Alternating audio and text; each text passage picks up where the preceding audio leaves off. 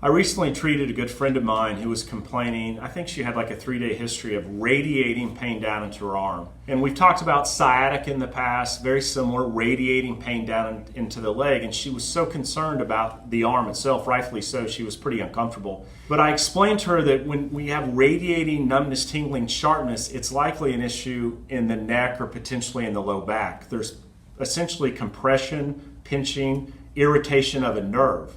It could be from the disc, inflammation, whatever the case may be. She was quite uncomfortable, and so we went through some protocols. She said, "Sean, what should I expect? What are the outcomes? What are some things that we could do?" And the first thing that I told her that we need to be making some good decisions. She needs to be interrupting her sitting, moving around. We're going to use some rest. Initially, we're going to use some type of an NSAID or an anti-inflammatory.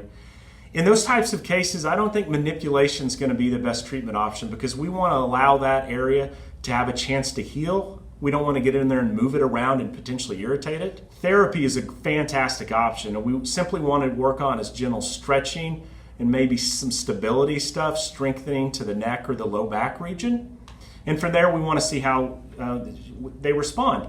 Unfortunately, 3 to 4 days later, she wasn't doing that well, not responding as quickly as we had hoped. So from there, I think we made the appropriate recommendation of an MRI. And what an MRI does is it's going to give us some more information if there was a little bit of disc involvement. Ultimately, we got her into a steroid dose pack, some medications really to reduce that inflammation. She's feeling much better. Now, there's some importance on stabilizing that neck and low back, so I'm a big fan of therapy or activity after that steroid has kicked in.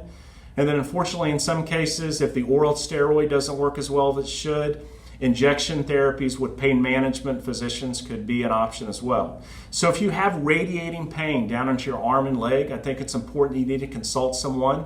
Obviously, get worked up correctly. Hopefully rest, exercise, maybe use some medications to get it under control. If it persists, we might want to look into some imaging and ultimately some additional treatment options from there.